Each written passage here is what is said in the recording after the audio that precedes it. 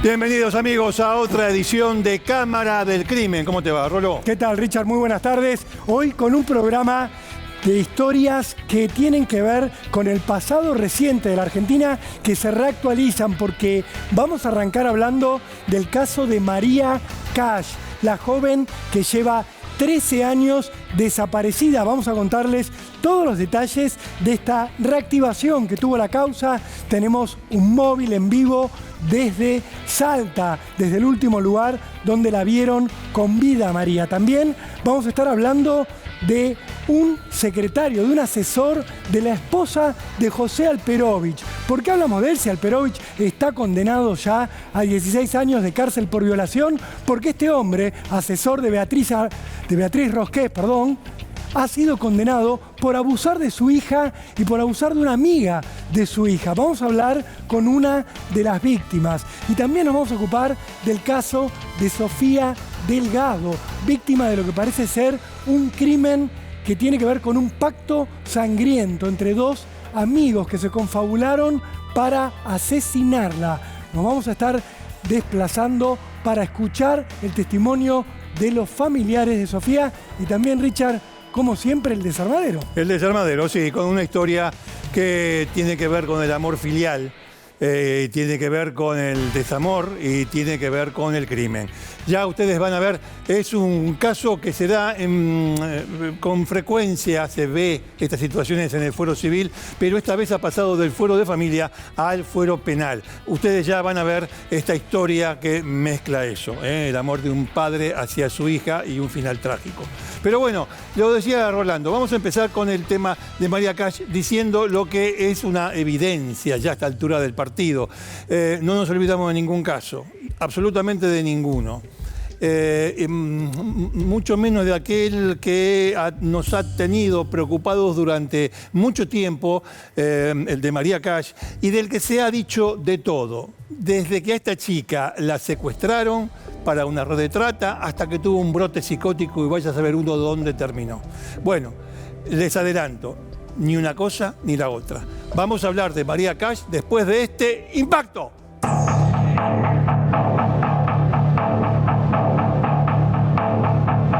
Llama la atención el silencio del entorno del señor Héctor Romero. Estoy refiriendo a los empleadores, a las personas que sabían que hacían ese viaje.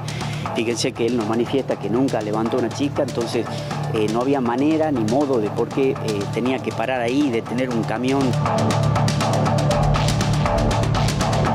El imputado se abstuvo de declarar en un principio y luego pidió un cuarto intermedio y luego declaró y se declaró inocente. El Ministerio Público Fiscal va a solicitar un rastrillaje sobre zonas particulares. Puede haber más detenidos.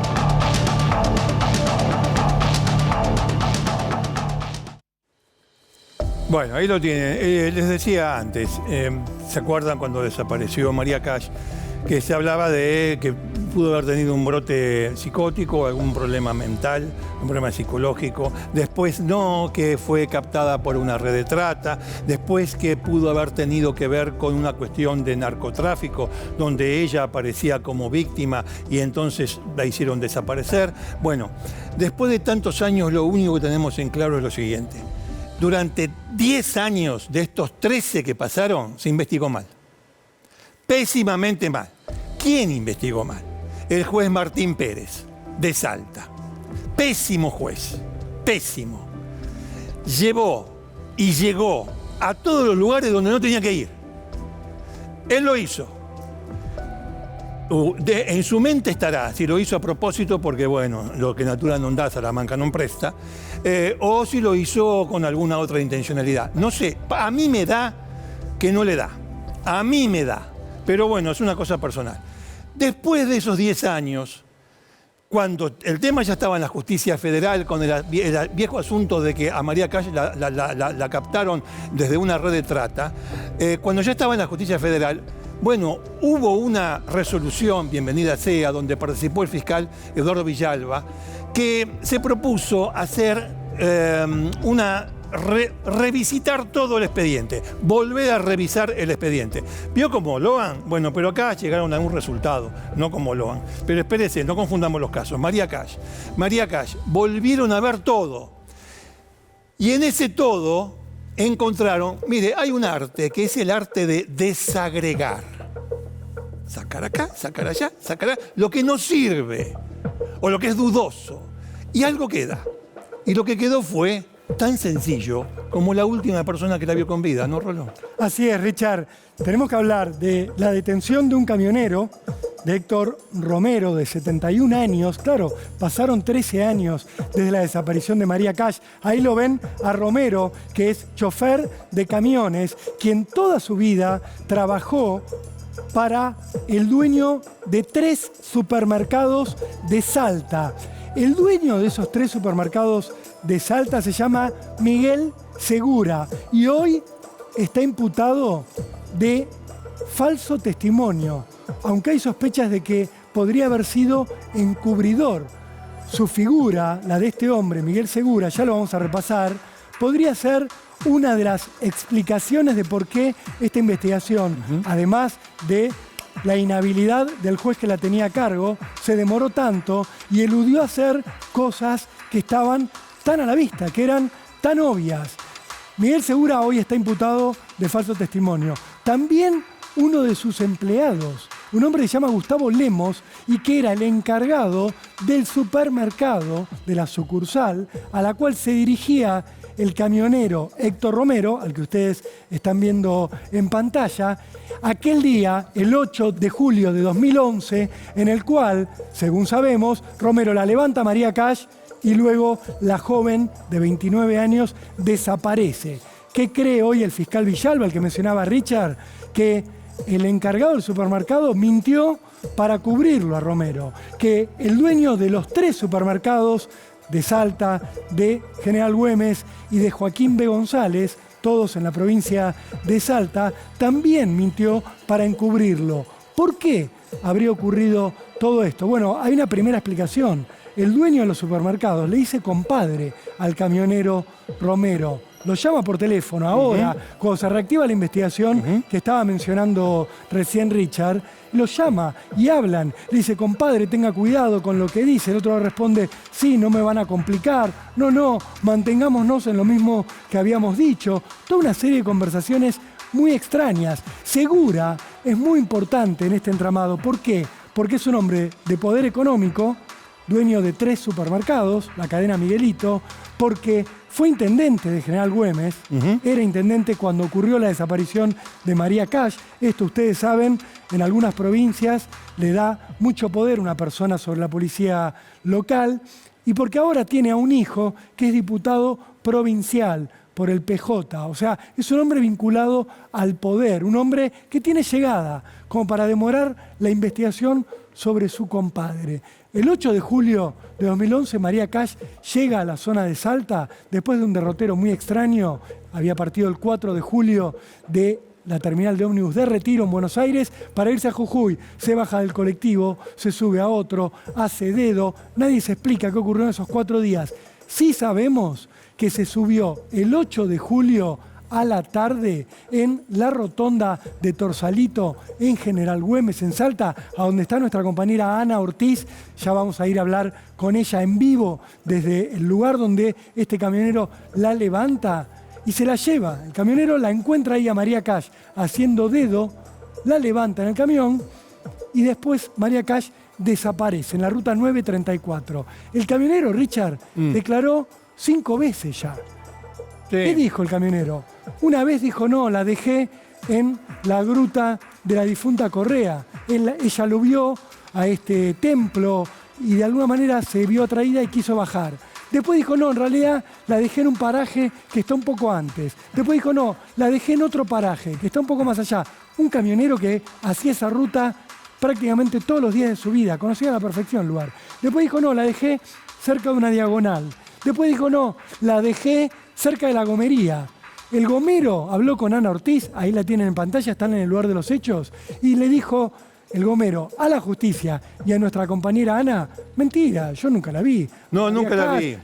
Esto que dice el camionero No, que bajó acá, es mentira, verdad. es imposible. Es verdad, es verdad. El testigo presencial, digamos, no de rapto ni de secuestro, digo, el tipo que estaba ahí, en el lugar donde finalmente el camionero Romero dice que la dejó, que es camino a unos metros de la gruta de la difunta Correa, que es una santa pagana, a unos metros de allí, dice, no, yo, por empezar, Romero, el camionero, hace 20 años que lo es.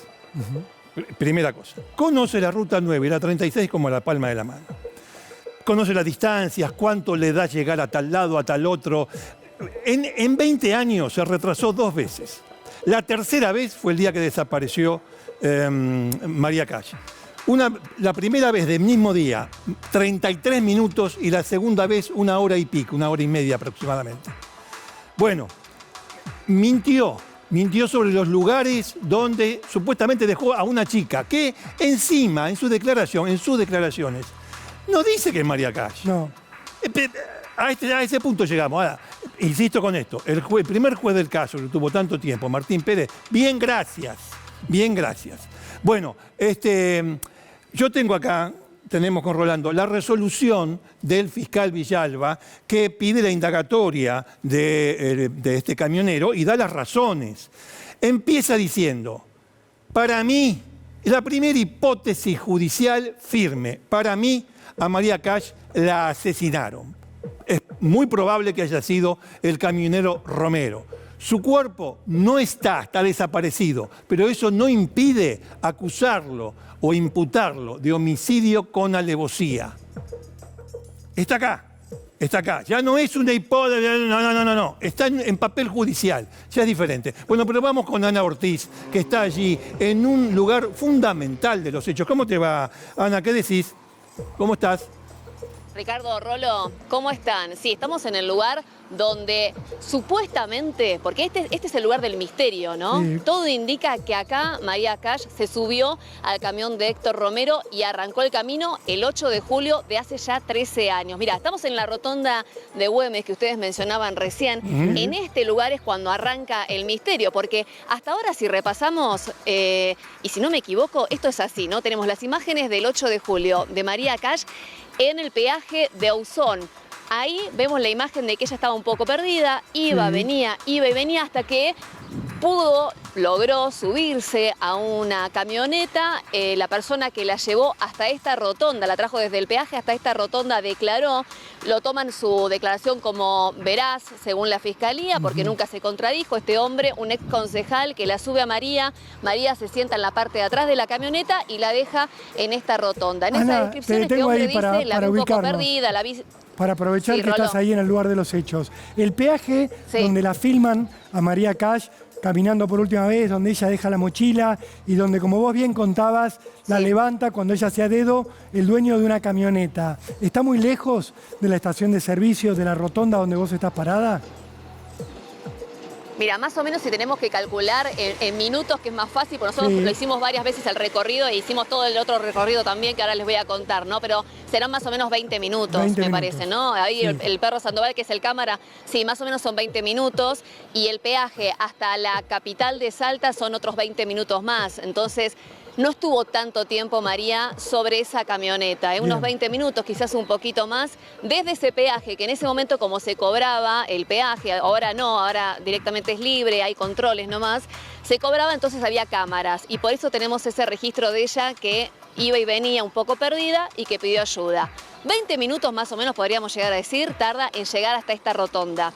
Estamos hablando de la rotonda de Güemes, ya esto es un pueblo, ¿no? Nos estamos alejando de la ciudad de Salta. Cuando llega acá María, atención con esto, y me sumo a lo que decía Ricardo de la investigación, cómo ahora se renueva o toma otro impulso.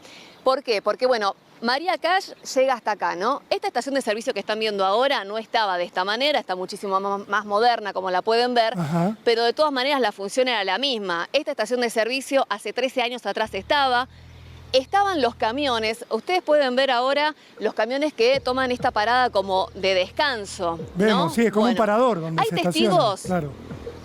Claro, exactamente. Tenemos de este lado los camiones, del otro lado también. Acá descansan los camiones para poder seguir y tomar la ruta que sea, ¿no?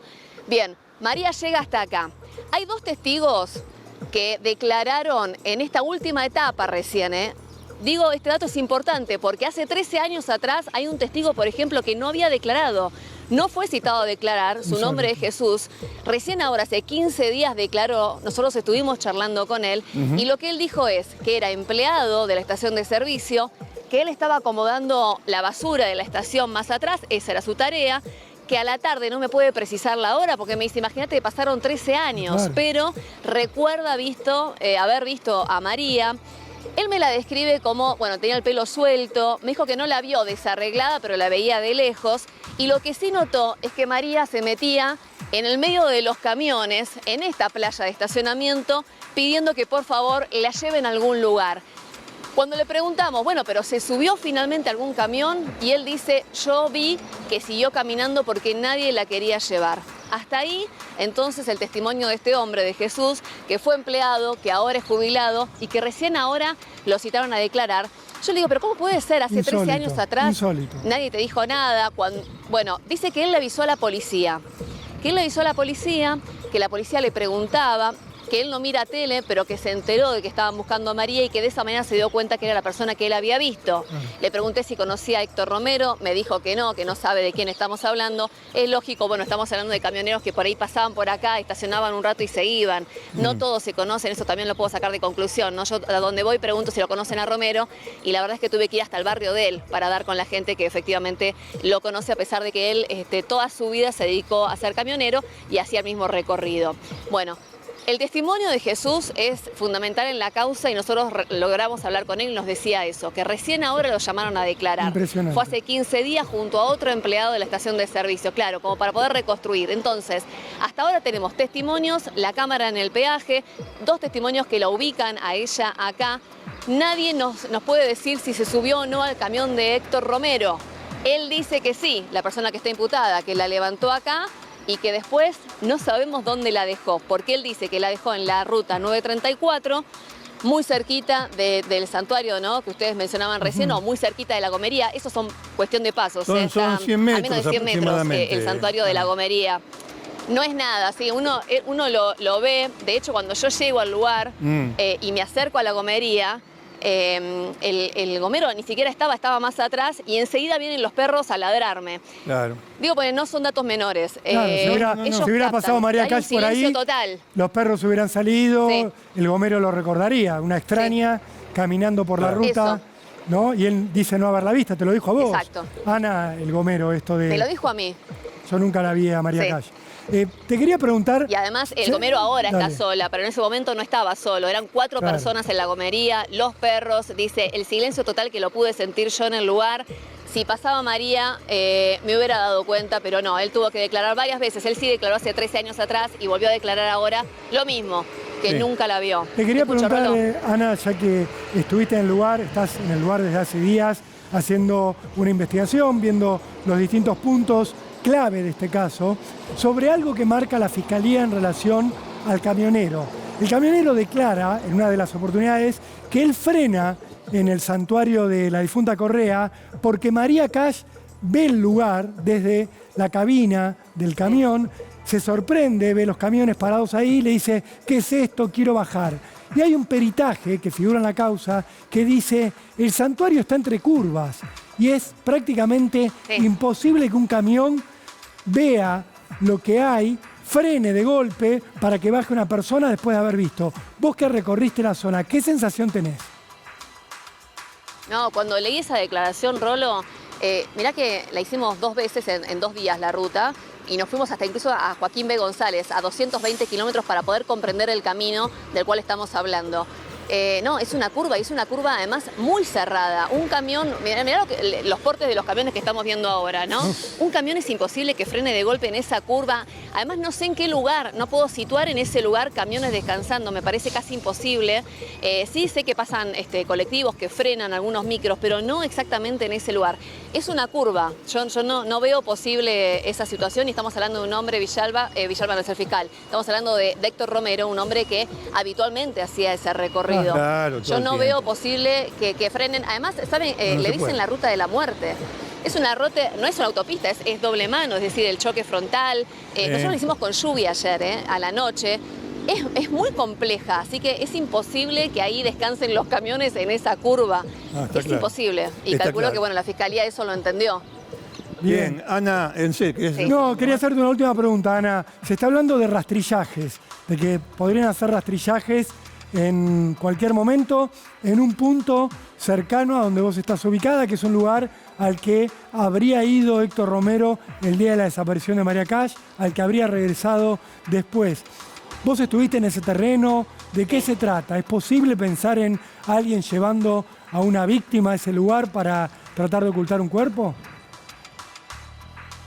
Con la recorrida que hicimos me es muy difícil decirte eso, pero sí lo que te digo es que nosotros llegamos hasta el lugar, estamos hablando de la Ruta Nacional número 16. Sí. Según el fiscal, lo que quieren hacer es un rastrillaje más o menos en 30 kilómetros, porque la idea de él es llegar casi a Joaquín B. González, que para que se ubiquen es la localidad donde el camionero descargaba la mercadería en el supermercado. Hasta ahí llegaba él. Bueno, quiere hacer un rastrillaje en 30 kilómetros a partir del Tunal, desde ahí en adelante. Lo que yo veo es que es un descampado por completo, ¿eh? Tenés muy pocas zonas donde ves un poco de iluminación o de acceso a algún pueblo, pero después hay ríos, está el río Juramento en ese lugar, no hay iluminación, se pierde la señal de celular, así que yo creo que es un lugar lamentablemente ideal para que una persona se pierda de vista, porque cualquier cosa que te pase ahí es muy difícil que alguien te vaya a auxiliar, incluso hoy, imagínense 13 años atrás. Claro, está claro. Bueno, Ana, te agradecemos mucho esta comunicación con Cámara de Crimen, ¿eh? Gracias a ustedes. Ha sido muy amable y estamos en contacto, obviamente. Sí, gran trabajo, Ana Ortiz. De Salta, sí. Richard. Sí. Fuimos recorriendo algunos de los puntos de la mano de Ana que tienen que ver con lo extraño de las versiones y del recorrido que hizo el camionero aquel 8 de julio, incluso llegando a este punto donde Ana quieren rastrillar a ver si está el cuerpo. Sí, va a ser muy difícil. Antes de ir al mapa les quería decir una cosa. Tengan presente lo siguiente. Este hombre hace 20 años que hacía este recorrido. Este hombre mintió acerca de los días en que hacía recorrido. Él decía que usaba el camión Mercedes-Benz con acoplado para hacer como ese reparto de las mercaderías del supermercado para el cual trabajaba los días domingos. Lo hacía todos los días. Allá de ahí mintió. Por eso en los últimos 3 años se hizo este trabajo, porque demanda mucho tiempo. Se hizo una reconstrucción de los recorridos que hacía siempre, constantemente, durante 20 años, de las veces que se retrasó, pero sobre todo de cuánto tarda el camión yendo a determinada velocidad, que es la velocidad en la que iba Romero, de un trayecto a otro. De ahí sacan que hay un bache de media hora primero y de 1 hora y media después entre todos los trayectos que hizo. Y otra cosa más, ustedes vieron ahí, ahora, 13 años después, vieron lo que parece mucho en las películas yankee, donde paran los camioneros y hay para comer algo. Romero comía en Joaquín B. González. Comía ahí cuando entregaba la mercadería. Después de entregar comía y después volvía. ¿Se entiende? Ahí no paraba. Cuando él declara, en una de sus declaraciones, dice que la chica que iba con él, porque no habla de María Cash, la chica que iba con él, le dice, ¿y esos camiones? No, acá... Ya llegando a lo de la gruta de la difunta Correa y a lo de la Gomería, no, acá se paran para descansar. Cuando le preguntan eso, no ahora, la primera vez, al Gomero, que nunca se contradijo, el hombre afirmó, acá no se paran camiones. Acá donde estoy yo, en la Gomería, que después pega la curva y se mete en la gruta de la difunta Correa, acá no se para nadie. A lo sumo, 1, 2, no más. Y tampoco alguien que viene por la ruta a 80 km por hora se para de golpe, como decía Rolo antes, se para de golpe para dejar bajar a alguien o para bajarse él. No, es imposible, es imposible. Bueno, teniendo en cuenta esto, vamos a... Y para darles una idea, la justicia, el fiscal federal Eduardo Villalba, está pensando en un homicidio que fue cometido para cubrir un ataque sexual. Sí. Esta es la hipótesis que tiene. Lo quiero decir porque a veces damos por supuesto, pero como la hipótesis siempre fue la de trata, queremos decir que hoy la justicia está pensando en lo siguiente, que Romero la ve a María Cash haciendo dedo y que decide atacarla sexualmente, que la levanta en el camión para violarla. Y que esto podría haber ocurrido, no sabemos por qué no se ha encontrado el cuerpo de María Cash. Pero la hipótesis del fiscal, ¿cuál es? La subió, la atacó sexualmente y luego la asesinó para tapar lo que había hecho o había intentado hacer. ¿Dónde? La llevó, cree el fiscal, a un paraje que está en este trayecto. Recién hablábamos con Ana Ortiz, que estaba acá, en General Güemes, en la estación de servicio de las afueras del pueblo, donde hay una rotonda. ¿Sí?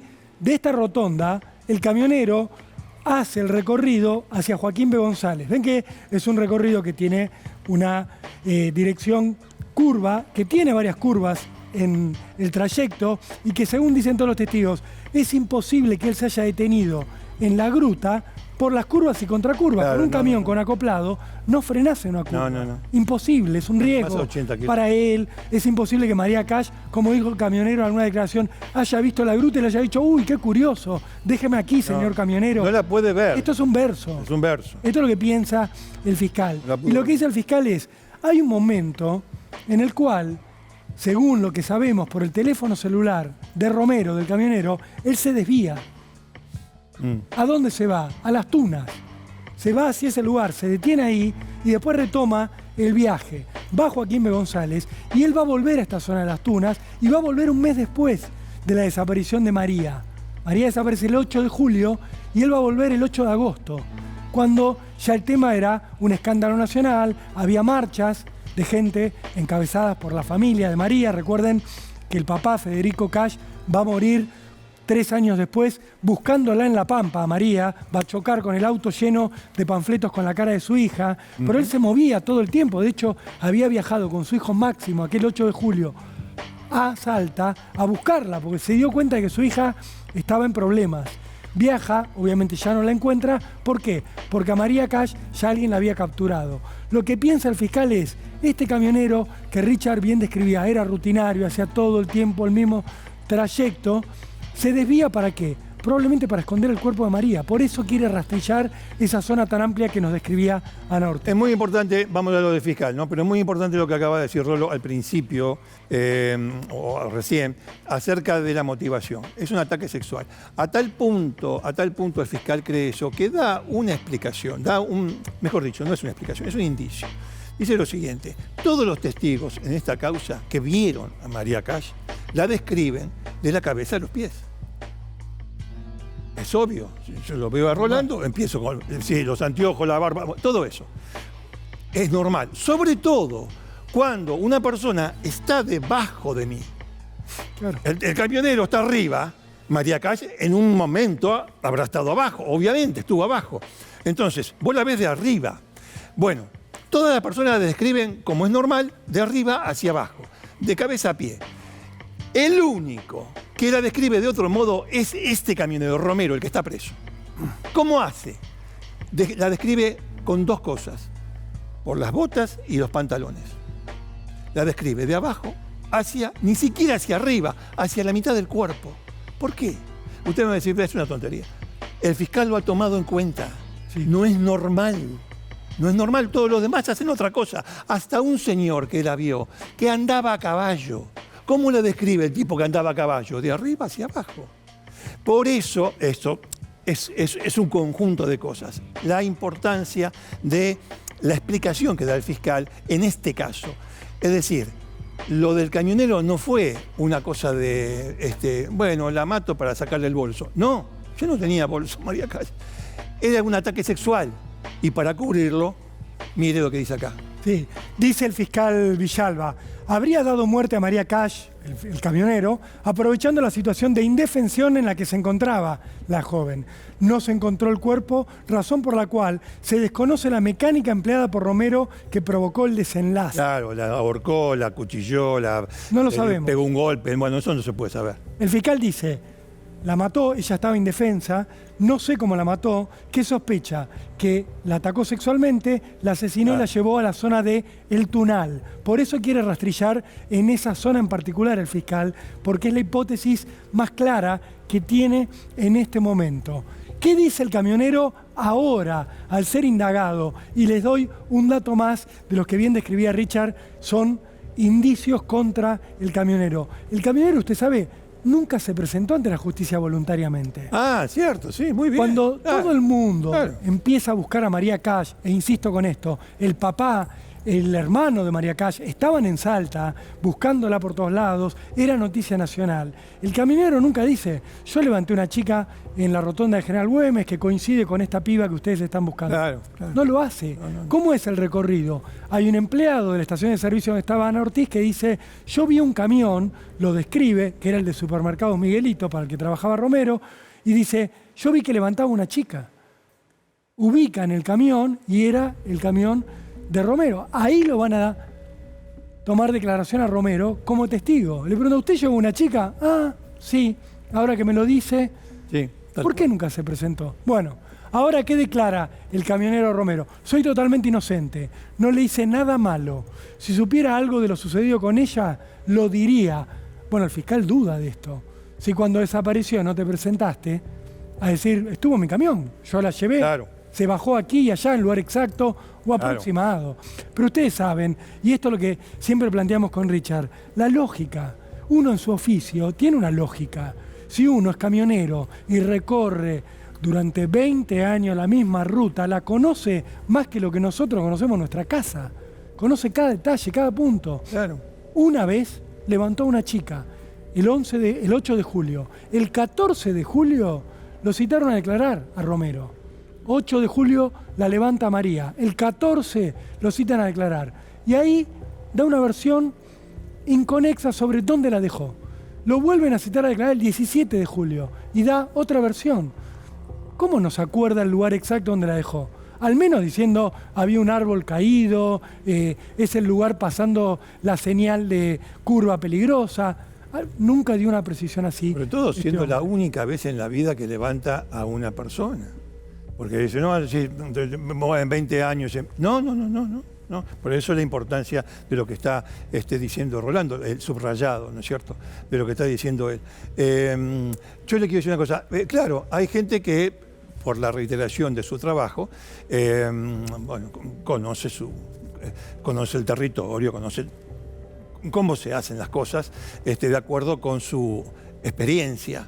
Bueno, no solamente los camioneros, también los jueces. Mire, usted va a decir, usted la tiene con el juez Martín Pérez. ¿Sabe qué pasa con Martín Pérez? Primero que en su momento, usted no lo va a hacer, pero nosotros lo hicimos, repasando las cosas que se decían o que surgían de la boca del juez o de fuentes ligadas al juez. Decía cada estupidez, cada barbaridad, pero no es que lo diga yo. La madre de María Cash, que ya no habla más con nadie, dijo, no dijo tonto, es un torpe. Dijo, es mínimamente un torpe ese juez.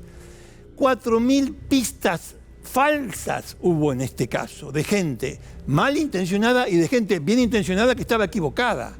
A tal punto es así que yo recuerdo en el año 2011 haber entrevistado en el noticiero al médico Jesús Chuquisaca, que estaba en su casa, había una cámara porque había una cobertura, estaba en su casa con su mujer Cristina y dijo que María Cash había ido a su casa a pedir por una dolencia y qué sé yo, y que él le dio algo para la fiebre. No era verdad, se equivocó de buena fe este señor. Pero hay otros, como los hermanos Cuellar, como Krilich, que es un tipo que avaló en cierto momento la declaración mentirosa de Romero, que es como es un tipo de Santiago del Estero. Bueno, en fin, que tenemos la duda, o lo que dijo Rolando al principio, Segura y compañía. Es decir, tenemos la duda. El fiscal tiene la duda, pero es una duda fundada. Ahora bien, para terminar, Rolo quiere decir algo. No, simplemente, puede pasar lo mismo que pasó en este caso con Loan. Puede pasar lo mismo que pasó en este caso con la nena desaparecida en Tierra del Fuego. Sofía Herrera. Sofía Herrera. Puede pasar lo mismo con Guadalupe Lucero. Puede pasar lo mismo con Annegret Burgler. ¿Usted sabe quién fue Annegret Burgler? Una turista suiza que desapareció y nunca más se supo de ella. Puede pasar lo mismo con todos los casos. Por eso decimos, primero, no nos olvidamos de estos casos de ninguno. Segundo, una explicación hay. Pasa que por interés o por ineficiencia no la encuentran. ¿Qué es lo que le pasa a Martín Pérez? Martín Pérez, además, fue el juez que tuvo el doble crimen de las turistas francesas en la quebrada de Salta, el lugar turístico ahí en Salta. La quebrada de San Lorenzo, sí. La quebrada de San Lorenzo.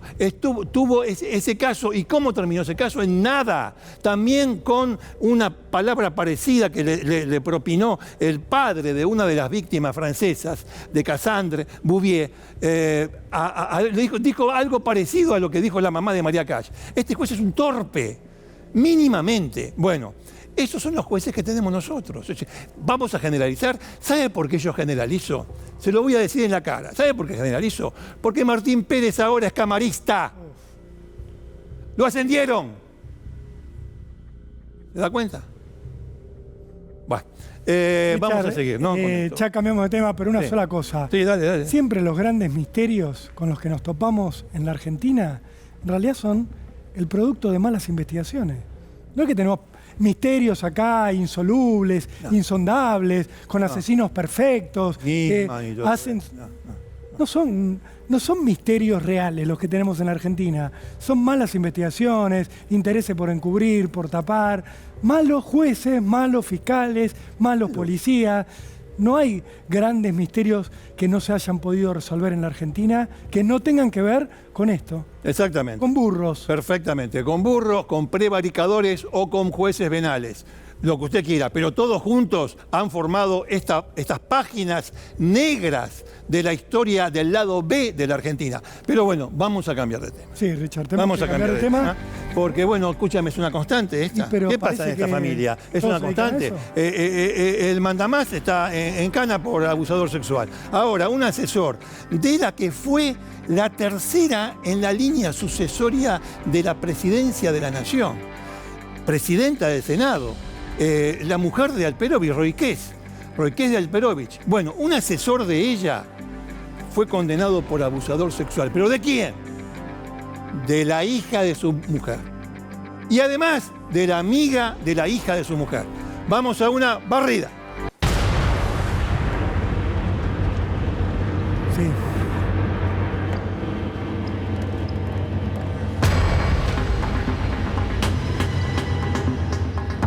Bueno, dejá la foto ahí y si querés poner la foto después, con la foto los funcionarios se enojan. ¿Por qué me puso esa foto con un vaso de vino? Bueno, en fin. Acá, esta foto. Manuel García Fernández, sí, este es la remera del Frente para la Victoria, y Beatriz Roiqués de Alperovich, que vos decías, presidenta del Senado supo ser, tercera en la línea de sucesión. Cristina Fernández de Kirchner se ausentaba, el vicepresidente no estaba, pues estaba preso y quedaba ella. Como máxima autoridad. La esposa de José Alperovich. No la definimos por su relación, solo para ubicarla. Senadora de la Nación. Senadora de la Nación. Esposa de un hombre que hoy está preso, condenado a 16 años de cárcel por haber abusado de una sobrina que trabajaba para él. ¿Se acuerdan? José Alperovich, que tiene causas pendientes, el caso Paulina Levos y otros casos. Bueno, él está preso, condenado por abusar de su sobrina. Y ahora tenemos que hablar de un asesor de su esposa, de Manuel García Fernández, que trabajaba con ella, pero que en su vida particular escondía a un monstruo. Un monstruo que lo que hacía a diario durante años era fingir ante su hija y ante amigas de su hija que tenía poderes especiales, que era un hombre atravesado por espíritus que le posibilitaban a él generar sanaciones, por ejemplo, la cura de un cáncer que padecía la amiga de su hija, que le permitía luchar por terminar con el hambre y con las guerras en el mundo. ¿De qué manera? Teniendo sexo. Eso era lo que él decía. Yo tengo poderes y con el sexo puedo curar, puedo sanar, puedo solucionar el hambre. Pero no es que él tenía sexo como lo entendemos cualquiera de nosotros. Era un violador. Estos versos los aplicaba para abusar de la hija de su mujer, que cuando empezaron los abusos era muy chiquita. Ya vamos a hablar con ella para que nos cuente, porque se habla de abusos que habrían empezado antes de que cumpliera 11 años, y de una amiga de esta chiquita, de una amiga de su hijastra, a la que también habría envuelto en estas mentiras de yo soy el sanador, yo soy un hombre que puede curar a través del sexo, entregate a mí para facilitar mi tarea, con el sexo tántrico yo puedo lograr un montón de cosas. Era un violador. Con el otro también, con el tántrico, con el no tántrico, es un atorrante a ver, yo tengo, los espíritus me vienen. Usted debe decir, escúcheme una cosa, están en el año 2024, casi 25, todavía hay gente que hace esto. Sí, en la mente de una nena o de un nene, esto es una bomba atómica. ¿Se entiende? Bueno, yo tengo los espíritus llamados Laganor y Kum, y no tiene nada que ver con Agüero, y no es un chiste. Ahora, hay un demonio de la lujuria en la historia del cristianismo, que es Asmodeo. Para tanto no le da su cultura. Inventó Laganor, Kum y qué sé yo, y convencía a sus víctimas de tener relaciones sexuales, que sí que es un abuso, porque hay un engaño, para terminar con el hambre en el mundo y la guerra. Estoy leyendo, para terminar con el hambre en el mundo y la guerra. Esto le dio resultado a este hijo de mil puta. Le dio resultado. Bueno. Lo denunciaron, estuvo prófugo, ahora lo condenaron a 16 años de cárcel y en este momento tenemos la posibilidad, gracias a nuestro compañero José Inesta, de hablar con una de las víctimas, con la hijastra de este hombre que fue abusada por este verdadero monstruo. José, te saludamos desde Cámara del Crimen, muchas gracias por estar allí, por este testimonio que vas a compartir con nosotros. ¿Cómo estás? Hola Rolo, ¿cómo estás, Ricardo? Sí, te puntualizo algunas cuestiones, Rolo, porque lo explicaste muy bien. Nosotros estamos acá con Luján, que va a hablar por primera vez en televisión, decidió hacerlo con nosotros. Ella, se cree que los abusos a ella comenzaron a los 6 años. A los 6. Más de una década de abusos. Ella logró escapar de su casa, de su hogar, porque allí estaba también su progenitora, era pareja de su progenitora, de su madre. Logró escapar y en el 2022, en diciembre del 2022, denunció a Manuel García Fernández, en diciembre del 2022, y en enero del 2023 ya se había fugado García Fernández porque sabía que lo que había hecho. Y la Interpol logró, sí, se fugó. Y la Interpol, escucha esto Ricardo, la Interpol lo encontró, ¿sabes dónde? ¿Dónde? Muy cerca de la casa donde vivía, muy cerca, acá en Tucumán. Intervino el Interpol y lo encontraron acá en Tucumán. O sea, lo estaban cubriendo, prófugo, ¿no? Lograron esto.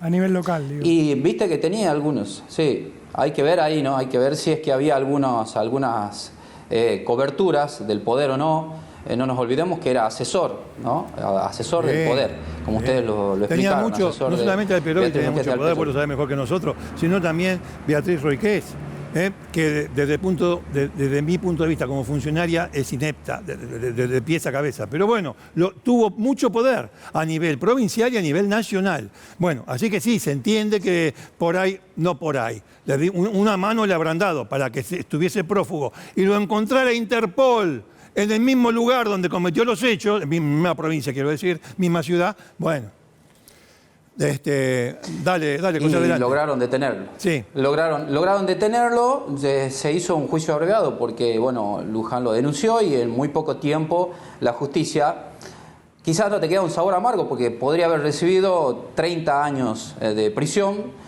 pero recibió 16 años de prisión, ahora está en Villa Urquiza, en un juicio abreviado. Por supuesto, hubo ahí algunas estrategias de la defensa, pero bueno, como te decía, estamos con Luján, que decidió hablar por primera vez en televisión Gracias, Luján, por recibirnos. Muchas gracias por recibirnos acá. Entiendo que esto para vos fue un calvario. ¿Crees que hubo justicia? ¿Cómo fue todo esto? Y lamentablemente en Argentina no se puede esperar una pena mayor, digamos. Lamentablemente la pena mínima por homicidio acá es de 8 años, así que no podía esperar mucho más, desgraciadamente. Y me explicaron, el fiscal me llamó el día anterior a que se dé el juicio abreviado y me explicó que era lo mejor, lo menos difícil, lo menos doloroso, y lo tuve que aceptar. Todavía me cuesta aceptarlo. ¿Vos, Luján, escapaste de este infierno? Sí, pude escapar en abril de 2022 porque no sé cómo, porque yo nunca contaba mucho de esto, pero un día tenía miedo de que este tipo me mate y después se mate él, y conseguí decírselo a mi mejor amiga, que me mandó un montón de mensajes, me obligó más o menos a bajar del departamento y me pasó a buscar, y de ahí no volví más. Rolo, Ricardo lo está escuchando, Luján, ¿no? Luján, muchas gracias por estar hablando con nosotros, por tu valentía, admirable. Es muy complejo y muy difícil lo que hiciste vos, de animarte a denunciar, de lograrlo, de poder hacerlo, de ir contra un hombre poderoso que encima estaba en el seno de tu familia. ¿Nos podés contar cuánto tiempo duró este calvario, este infierno que viviste? Porque nos decía recién José que los abusos empezaron cuando vos tenías 6 años. ¿Cómo fue dándose esta situación? ¿Cuánto tiempo se extendió? ¿Y qué era lo que decía este hombre, Manuel García Fernández, para someterte? Y en realidad yo lo conocí a los 5. Bueno, iba al jardín, vivíamos en un monoambiente con mi progenitora y se han presentado como novios, y a los 3 meses se han casado. Y en ese corto lapso de tiempo él ya empezaba a pegarme, y después me tocaba donde me había pegado delante de mi progenitora. Así que nada, yo desde esa etapa hasta los 11 tengo lagunas mentales, pero tengo un par de recuerdos de que él ya abusaba de mí con acceso carnal en diferentes partes de la casa. Me seguía golpeando y los golpes pararon a los 8 años más o menos, pero a los 11 ya era cuestión de visitas nocturnas, por decirlo de una manera suave. Y después se justificó con que tenía somnofilia, y después bueno, empezó con esto de que era medium. Sí, sí, es atracción a la gente dormida. Y bueno, después se inventó todo este tema de que era un medium. No, digo, más allá de todo, porque estamos hablando de un abuso sexual. Por más que pueda tener la atracción que tenga, es una justificación, la verdad, muy canalla. Dentro de todo este infierno que te hacía vivir, vos lo que nos estás diciendo es que se metía en tu habitación cuando vos dormías y te atacaba. ¿Esto hacía este hombre? Sí, yo tenía que fingir que seguía dormida. Y sí, durante el día no lo podía ni ver, empecé a lastimarme. Era algo obvio, digamos. La gente de mi casa lo veía. Pero bueno, son señales que decidieron pasar por alto. Luján, quería preguntarte, vos dijiste tu progenitora, ¿sospechás de tu mamá en cuanto a que le facilitaba las cosas a su pareja? Sí, ella proponía que se den los abusos. Ella sabía perfectamente que ir a meditar los dos solos era abuso, porque de la nada, cuando él estaba abusando de mí, mi hermano más chico, que tiene autismo no verbal, quería entrar al cuarto y ella venía literalmente corriendo a sacarlo. Así que nada, y yo, nada, ya al final, justo antes de escaparme, le dije, y después le expliqué todo, le dije que desde muy chica este tipo me hacía estas cosas, y ella no se separó. Yo le dije, le podría estar haciendo lo mismo a mis hermanos, y no le importó. Ella sabía que él también se bañaba con mi hermano más chico, que no habla, y nunca quiso hacer nada.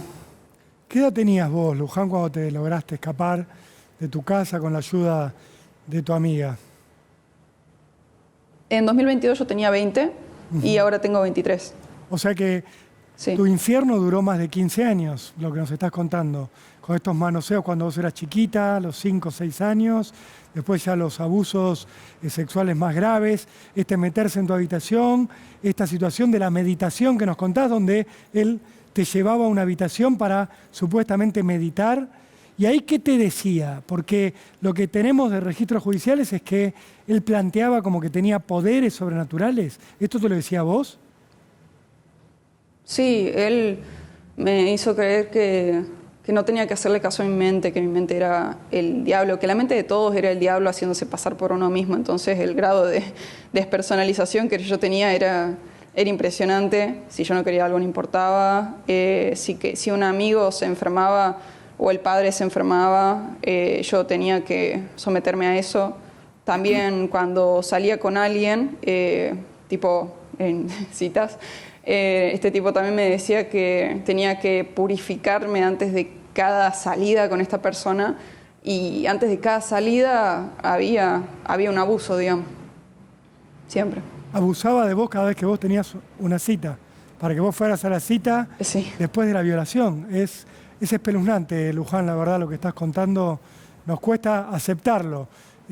Realmente que sea posible que alguien sea capaz de esto, porque nos imaginamos con Ricardo lo que te habrá marcado en toda tu vida, más allá del hecho concreto de cada abuso que debe haber sido terrible, lo que generó esto en tu mente y en tu forma de relacionarte con los demás. Sí, obvio, pero a ver, yo lo que digo es que este tipo, y ella también, destruyó la vida de mis hermanos y la mía, pero la estamos reconstruyendo como podemos y la verdad creo que vamos bastante bien. Y yo pensaba que nunca iba a poder salir al mundo como una persona normal, pero a mitad de este año empecé a salir muchísimo y ahora no puedo creer todo lo que avancé. Tipo, obviamente tengo recaídas de vez en cuando, pero sí, es como... otra de las razones por las que decidí salir a hablar es para dar una clase de esperanza, aunque sea mínima, a la gente que está pasando por algo similar y que se ve que se puede tener una vida mínimamente normal. Evidentemente la enormidad del daño, no digo que deba ir necesariamente acompañada de la enormidad de la pena, pero 16 años de prisión para nos parece, como a vos, nos parece escaso. Pero esto es debido, vamos a explicarle también al público, es debido al procedimiento que utilizaron para llegar a esa pena. No es un juicio.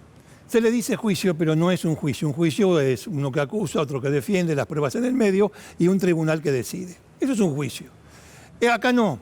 Acá es un acuerdo entre el fiscal y el defensor y el fiscal, que después es convalidado por el juez. En ese acuerdo, a este tipo le dieron 16 años. Vamos a decir que la sacó bastante barata desde nuestro punto de vista. Y no quiero cargarte las tintas porque yo sé que vos pensás lo mismo. Ahora, lo que nos llamó mucho la atención es que el fiscal te haya llamado antes para decirte lo siguiente. Es verdad que en un juicio por abuso sexual, la víctima, revictimiza. Eso es así, es cierto. Pero no hay otra manera, hasta ahora conocida, de llegar a 30 años de prisión, que es lo que hubiese correspondido en este caso. Por eso, vamos a la pregunta. ¿Qué te dijo el fiscal? ¿Qué era mejor para vos? ¿Te explicó este asunto de que que si no había juicio el tipo iba a recibir una pena más chica? ¿Cómo fue eso? Porque no solamente en tu caso, para todos los casos de abuso sexual se está usando mucho el juicio abreviado, que no es juicio, insisto, y la verdad que después las víctimas quedan con sabor a poco. Contame en tu caso. Y sí, yo lo más triste es que yo creo que este fiscal no estaba tratando de convencerme de que accediera a este juicio por vagancia, por no querer trabajar, sino que realmente podía tocar cualquier juez que le dé una pena mucho menor, podían hasta llegar a absolverlo. Y bueno, yo por supuesto venía ilusionada con que le den, no sé, 28 años si no era 30, porque acá nadie recibe 30 años, lamentablemente. Pero sí, sonaba bastante realista. También el tema de que siempre pueden seguir apelando. Y bueno, tuve que aceptarlo. No me quería arriesgar tampoco a que le den menos años todavía. Y quiero creer que... Hablaba recién con José, de que este hombre tiene pancreatitis aguda, cosa que con suerte va a hacer que no llegue a los 16 años y salga libre. En tu ánimo, Luján, también pesó el hecho de que este hombre fuera asesor de Beatriz Rodríguez, que tuviera un vínculo tan cercano con el poder político de Tucumán. Sí, él me amenazó varias veces Yo no entendía por qué él me amenazaba con que no denuncie desde muy chica, que me decía que si denunciaba me iba a matar, que él tenía muchísimos contactos, y bueno, ahora entiendo que era porque me estaba abusando. Pero sí, varias veces me dijo que tenía muchos contactos en la política y que debería tener miedo de eso, pero nunca me dio nombres. Sí, Claro, lo que creo es que... Dale. Perdón. Sí. Lo que sí creo es que él... Bueno, él tenía fotos mías desde muy, muy chica, y ahora salió un caso de que se manejaba pornografía infantil en un sector de la política, tengo entendido. No sé si él habrá estado vinculado con eso, pero más que eso, la verdad que no sé. Uno piensa, Luján, que vos te enfrentaste no solo con el esposo de tu mamá, sino también con un personaje de la política que sabemos que estaba muy vinculado a gente que es millonaria y tiene mucho poder político. Por eso uno se pone en tu lugar y piensa la valentía de esta chica para enfrentarse a todo esto, para ir a la justicia y obviamente para en última instancia aceptar una condena que quizás no sea la más grande, la más grave, pero sí una condena que te permite a vos tener la tranquilidad por el momento de que él está preso y de que no te lo podés cruzar ahora en la calle. Lo que te quería preguntar es, tu mamá, vos le decís progenitora, lo cual imagino que tiene que ver con un desapego que vos seguramente tenés de ella. ¿Qué postura ha tomado en este tiempo? ¿Ella siguió con él hasta que se hizo efectiva la detención?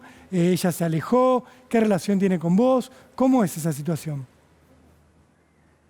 No, yo cuando me escapé y ella sabiendo todo, siguió viviendo con él hasta que él solo decidió mudarse. Calculo que habrá sido por la vergüenza de que ya estaba blanqueado todo, que mi hermano inclusive sabía, pero ella no... Ella nunca tomó el primer paso para separarse. Ella únicamente amenazaba con el divorcio cuando él gritaba, porque a ella le molestan los ruidos fuertes, tiene dolores de cabeza muy fácil. Y nada, después de la denuncia ella quiso desentenderse de él totalmente. Antes de eso lo seguía viendo regularmente, dejaba que vieran mis hermanos y todo. Y bueno, ahora está divorciada, y con respecto a mí y a mis hermanos, ella quería que yo acepte un juicio abreviado con ella en el que ella salía sin libertad condicional, sin nada, Sí. a cambio de la verdad, un chiste para todo lo que nos ha pasado a los tres. Y nada, yo al no aceptar ese juicio abreviado, nos está extorsionando económicamente, nos pasa 1/3, a veces nada, de la cuota alimentaria. Y para colmo, el otro día en una audiencia tuve el descaro de decir de hacerse la víctima y diciendo que su propia hija no la quería ni ver, y al mismo tiempo que yo la había liberado. Y quiero aprovechar 2 segundos para decir que yo, gracias a ella, no soy hija de nadie, y que ella nunca debería tener hijos, y que yo también tenía el cerebro lavado y llegué a someterme a esas asquerosidades justamente para que no le pase nada más a nadie. Y ella, quien debería haber sido la que nos proteja, terminó siendo cómplice de un monstruo, digamos. Eso nada más quería decir con respecto a ella. ¿Hay una causa penal contra esta mujer? Sí, está acusada, justamente por eso Por busca partícipe. que aceptemos ese juicio abreviado. Ah, sí, está. por cómplice necesario, Por cómplice, o sea, que muy él bien, la muy necesitaba para hacer eso. Está bien, ¿no? Eso está en trámite ahora, Luján, en este momento. ¿Cómo, perdón? Esto se está tramitando todavía, no está cerrada esa causa. No, espero que termine pronto, pero la verdad que no lo creo. Bueno, Luján, nada, lo lamentamos todo, pero nos agarramos de esa fuerza que vos mostraste, que estás mostrando para salir y para hacer una vida, como vos querés, sin estas cosas que te han ocurrido en el pasado, que, insisto, te van a dejar marcas, pero el asunto es sobreponerse a ellas. Y vos lo estás haciendo, así que en ese sentido nos parece muy bien y estamos muy satisfechos. Pero te agradecemos mucho la valentía que tuviste de sentarte ahí y contar esto, para que, cree conciencia en otros, o a lo mejor impulse a otros que están sufriendo algo parecido o lo mismo a denunciar. Te agradecemos muchísimo, muchísimo. A ustedes por el espacio. Gracias, Luján. José, Inés, este testimonio tan impactante, tan movilizador que nos has traído, que has obtenido. La verdad que escuchar hablar a Luján a partir de tu trabajo es muy impactante, es un hecho periodístico notable, remarcable totalmente tu trabajo, José. Lo que te quería preguntar para cerrar este momento de Cámara del Crimen es, ¿no ha tenido mucha repercusión a nivel público nacional toda esta causa, toda esta investigación? ¿A qué lo atribuís vos, José, que estás allá y que lo has trabajado y lo has investigado este caso? Yo lo atribuyo a lo que dijo Luján, ¿no? Incluso la amenaza de este hombre que tenía muchos vínculos con el poder. Y fíjense que Luján nos eligió a nosotros porque quería que la Argentina se entere y sobre todo ayudar a las personas que pueden estar atrapadas en este infierno. Pero como te decía, para mí los vínculos de este monstruo hicieron de que la noticia recién ahora se está conociendo, recién ahora se está tomando alguna dimensión, recién ahora estamos hablando de este infierno, de esta locura, de este monstruo que ahora está preso en Villa Urquiza, donde tiene que estar por los próximos 16 años. Gracias, José. Un laburo bárbaro, muy amable. Y otra vez, muchas gracias a Luján. Hasta luego. Adiós. Hasta luego.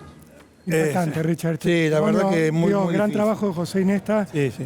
Obviamente es tremendo lo que acabamos de escuchar, pero lo que uno destaca periodísticamente es que José nos haya acercado la palabra de esta víctima, que es importante para desnudar, como siempre decimos, desde el delito, la realidad de una provincia. Yo sabe que me quedé con lo que dijo recién, la pregunta que le hiciste vos a José acerca de por qué no trascendió este tema o quedó ahí en Tucumán, cosa que no está mal, pero digo, la verdad que merece una repercusión mayor. Y me quedé pensando, cuando estas cosas pasaban, no quiero insultar, pero ustedes ya saben dónde está, acá. Yo no quiero insultar, pero ustedes ya saben lo que es José Alperovich, lo que es su mujer, lo que es este tipo, ya lo saben lo que es. Hay una palabra que es común en toda la Argentina. Bueno, muy bien.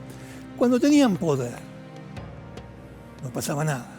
Se hacían todos los boludos. ¿Por qué? ¿Por qué? Si igualmente los tipos ahora no tienen poder.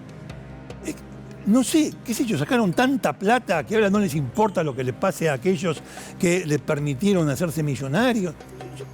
La verdad que no entiendo. Actualmente es lo mismo. Hay gente con poder que yo no sé qué está haciendo. Por eso nos vamos a enterar dentro de 15 años, como pasó con Cristina. No estoy mezclando las cosas. Este tipo, este degenerado que estaba acá antes, al lado de Manuel García Fernández. García Fernández, violaba cuando los otros tenían poder. Y aún así, el tipo se profugó y estuvo cubierto por el poder que tuvo. Bueno, yo no estoy diciendo cosas que son elementales, pero la verdad me rompe que todavía pasen. Me rompe que todavía pasen. Y pasan. Bueno, Rolo, cambiamos. Sí, Richard, vamos a cambiar de clima para meternos en una sección central de este programa que tiene que ver con historias del pasado. Sí, del pasado. Todavía tienen con esto, no es una historia tan lejana. No, todavía no es una historia lejana. También hay una cuestión de la justicia que es muy interesante para remarcar, pero no, subí. Elevá la música. Ahí está. Creedence. Vamos al desarmadero a hablar de Papá Cura. Así es. Aguanten ahí. Ahora sí, ven. Ay, chiquito, tengo que hacer yo, mirá. Bueno. Muy bien. Papá Coraje. Papá Coraje. Papá Coraje. Es una historia que en su momento, cuando la cubrimos, sí, fue muy impactante, fue extraordinaria. No es una historia común esta. Es una historia de esas que uno ve en una serie de ficción, en una película. Sí. Ocurrió, tuvo un desenlace, hablamos mucho de eso y luego quedó en el olvido. Y siguió teniendo novedades judiciales, siguieron pasando cosas, pero la historia como que quedó olvidada. Y es una historia que habla mucho de lo humano, habla mucho de la justicia argentina, de la justicia española, de cómo vivimos y de cómo morimos también. De cómo morimos. A ver, ¿por dónde empezar? Porque hay un... Vamos a empezar por una relación, por cómo se da el amor en esta historia. Sí, cómo comienza el amor. Sí. Como tantas personas, una chica de Chubut. Sí, de Comodoro Rivadavia. Sí, se va a España a ver qué onda. Sí, a buscar otro futuro, digamos. No sé si mujer mejor, pero sí un futuro diferente. Nadia Kesen, una chica nacida y criada en Comodoro Rivadavia, que decidió allá por el año 2004, 2005, mudarse a la zona de Málaga, a Málaga, España. Muy lindo Málaga. Bueno, sí, se va a Málaga a probar fortuna. Como, bueno, sigue ocurriendo lamentablemente, ¿no? Sí, ella buscaba trabajo, lo consigue en un momento, frecuentaba un bar y en ese bar va a conocer al mozo. Sí. Mozo malagueño. Sí, más o menos la misma edad que ella. Hombre. Sí, Domingo Espósito Moreno. Tenía 31, 32 años para aquel entonces. Lo conoce y, bueno, flechazo, se enamora y... Dicen que fue un amor muy rápido, como que se conocen en el bar y rápidamente entablan un vínculo amoroso. Él era un hombre al cual le encantaba la música, estaba muy vinculado con la música flamenca, y ella cayó cautivada rápidamente al verlo. Sí. Dicen que era un tipo fachero, con muy buena presencia. Se enamoran rápidamente y se van a vivir juntos. Rápidamente juntos. Sí, es algo, los que lo conocen dicen, en cuestión de semana estaban enamorados, viviendo juntos y empezando una historia de amor, Richard, en España. ¿Sí? En España, en Málaga. Local, ella, una extranjera, se enamoran, conviven y como resultado de ese amor tienen una hija. Sí, una nena a la que llaman África. África la bautizan. Sí. Una chiquita que nace el 31 de mayo de 2006 en Málaga. Sí. Fruto del amor. Hay fotos de la pareja que tiene la familia de Domingo Espósito Moreno con la nenita. Todo era felicidad durante mucho tiempo. Él trabajaba todo el día, ella iba teniendo distintos trabajos y durante ese horario laboral, donde los dos tenían que estar en sus respectivos empleos, a la nena la dejaban en una guardería habitualmente. Exactamente. La iba a buscar uno, la iba a buscar el otro, como pasa con tantas parejas. Y así van tirando, ¿no? Pero bueno, yo lo decía, o uno lo dice, hace un tiempo sería una cuestión indecente, pero el amor viene y el amor se va. Qué sé yo. No siempre pasa, está bien, no siempre pasa. Pero en este caso, así de rápido como vino, así de rápido, digamos, entre comillas, así de rápido se fue. Sí, se va el amor, sorpresivamente para el entorno. Habían pasado menos de 4 años del nacimiento de la nena. Menos. Sí. Ella decide alejarse de Domingo Espósito Moreno, lo denuncia por supuesta violencia, violencia familiar, le llamaban en ese momento, y en España, no es el ordenamiento legal aquí, pero ella habla de violencia familiar, se aleja, se abre una causa para investigar esta denuncia, sí. Y se establece un cierto régimen de visitas en el cual Domingo Espósito seguía en contacto con la nena, con África. Claro. Ella la dejaba la niña en la guardería, él por ahí a la tarde la iba a buscar, se la llevaba a dormir con él, luego la llevaba a la guardería y así iban rotándose. Hasta que el 8 de noviembre de 2010, Domingo Espósito Moreno va a la guardería a buscar a la nena y la nena no estaba. No, la nena ya no estaba porque la madre se la llevó, la trajo a la Argentina. Volvió ella con su hija, pero fuera de toda autorización, permiso. Y ni siquiera le avisó. No le avisó a nadie. Y bueno, se volvió a la Argentina, a Comodoro Rivadavia, con la nena.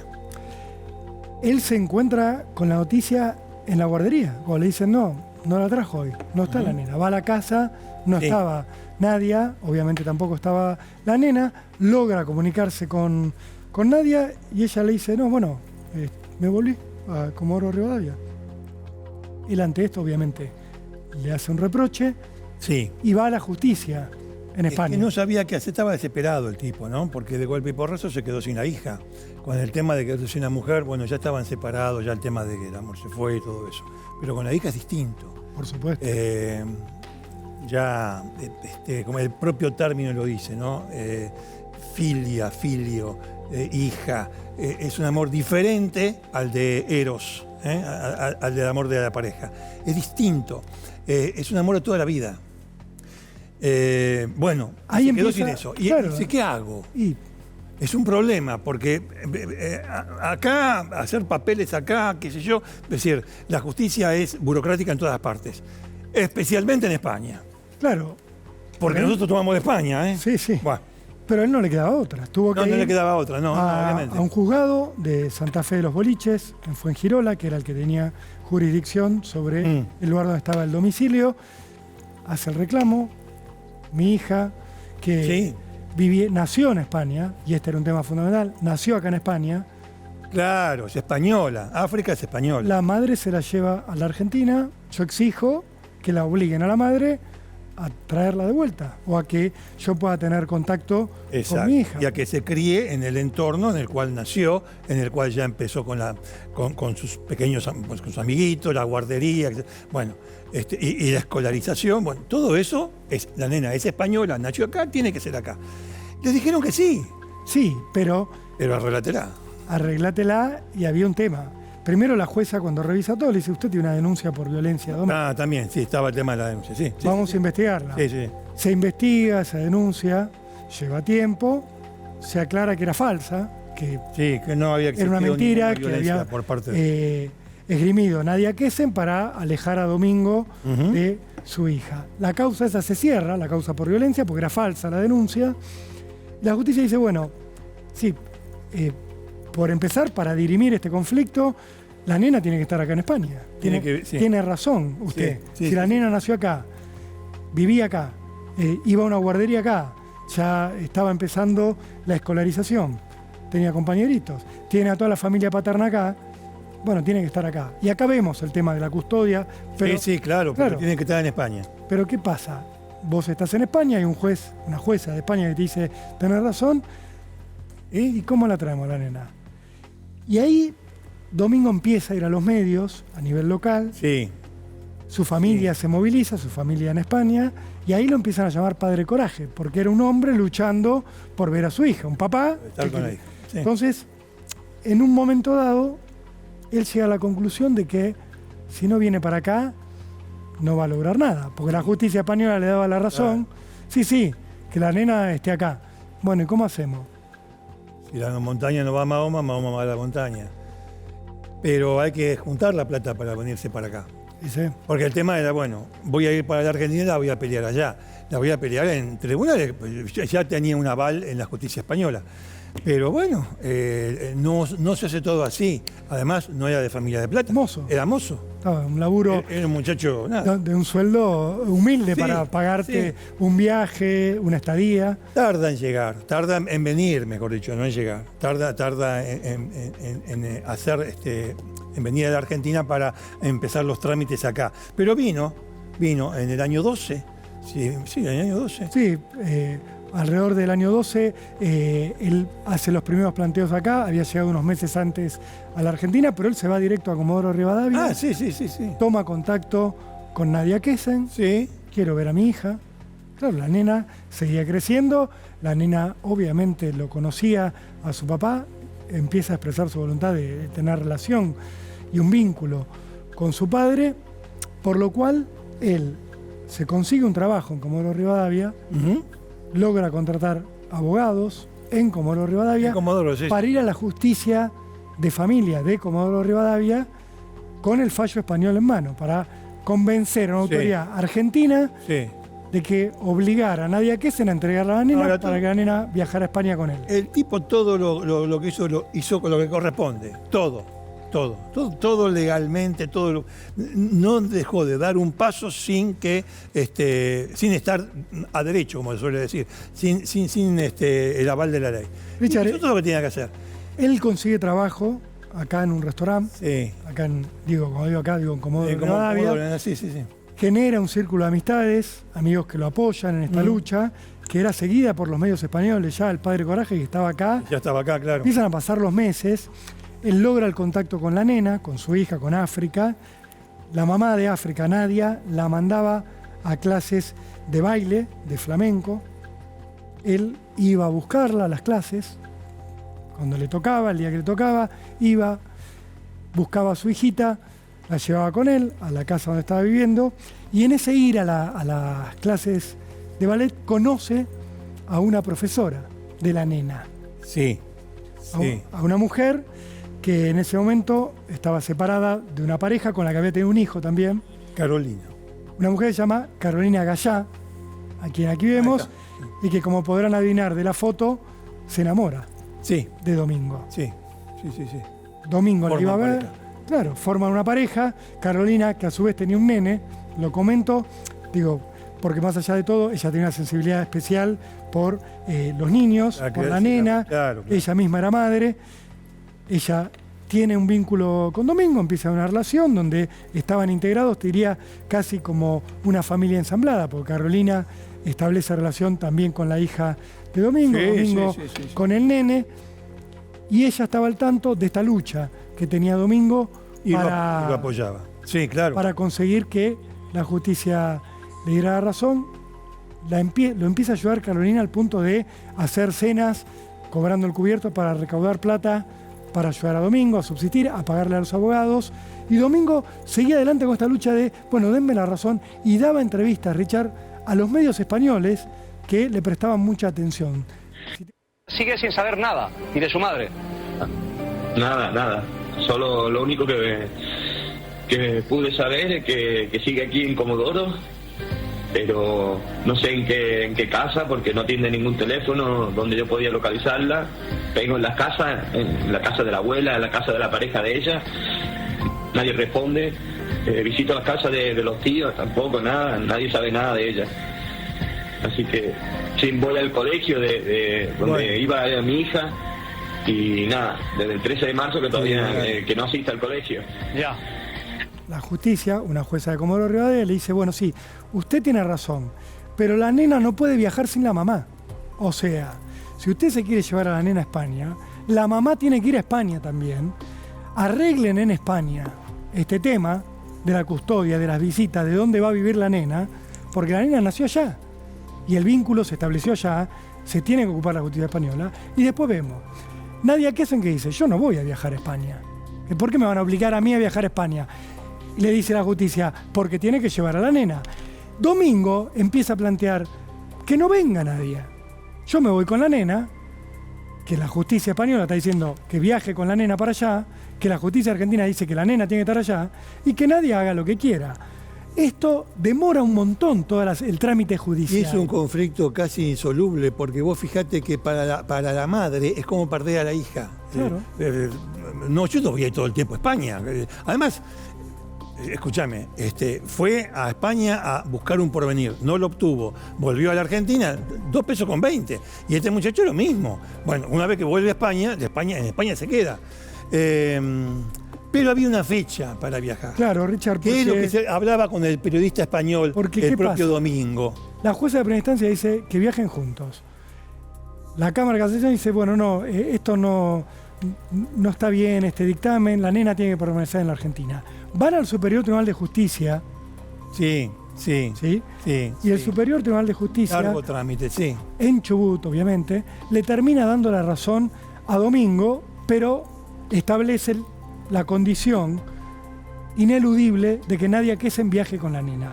Vuelve toda primera instancia y la jueza dice, tenemos que obedecer, tienen que viajar los 3 a España para que la justicia de allá resuelva antes del 22 de marzo de 2014. Este es el plazo que les pone. 22 de marzo de 2014, los 3 tienen que estar allá, de manera inexorable. Viajen. ¿Qué hace Domingo con esto? junta plata con los amigos, con el apoyo de Carolina. de Carolina, de la su pareja. Sí. Empieza a tener problemas para ver a su hija, África. Nadia se la esconde, no la sabe, la cambia de colegio. Sí, es cierto, sí. Se le complica. Domingo dice, bueno, tengo toda la justicia a favor. Compra los pasajes, los 3 pasajes de avión, 2.900 euros se gasta. Compra pasaje para él, pasaje para Nadia y pasaje para la nena. ¿Para cuándo? Para el 19 de marzo de 2014. Recuerden, estamos hablando de una disputa que había empezado en 2010. Él llevaba acá en la Argentina casi 3 años para entonces. Sí. Llegando la fecha, que era, decían en España, lo destacaban, 19 de marzo, Día del Padre allá, va a traer el padre coraje a la nena, Nadia Kessen dice, me robaron, me asaltaron. ¿Cómo me asaltaron? Bueno, pero ¿qué pasa? Me robaron el bolso y en el bolso yo llevaba el pasaporte de la nena. No puedo viajar. Se lo dicen a la justicia, se lo dice a Domingo. Domingo se desespera, obviamente. Así que no puede viajar. No puedo viajar, me robaron, me asaltaron. Bueno, pero es momentáneo. Es momentáneo. Vamos a la justicia de nuevo, pierde los pasajes. Sí, bueno, es un desastre. Va a la justicia de nuevo y la justicia le dice, bueno, pongamos una nueva fecha, gestionen los pasaportes. 30 de junio de 2014, fecha tope. Sí, para que los 3 se vayan a España. Sí, un lunes. Bueno, basta. 30 de junio. Domingo se vuelve a mover. Bueno, pasaporte. Nadia dice, no, yo no tengo plata, no puedo sacar el pasaporte. Lo gestiono yo. Se va al consulado español en Bahía Blanca, gestiona ahí pasaporte para la nena, para Nadia, españoles, el documento de la nena, lo gestiona, lo logra. Y ahí empieza un periodo, después se va a reconstruir, donde Domingo empieza a recibir amenazas telefónicas. Sí. Donde le dicen, si te llevas a la nena, claro, vas a terminar mal. Si vos te acercás otra vez a Nadia, vas a terminar mal. Recibe las amenazas él, recibe las amenazas Carolina. Dicen, bueno, falta menos, va pasando el tiempo. Él seguía tratando de ir a ver a la nena.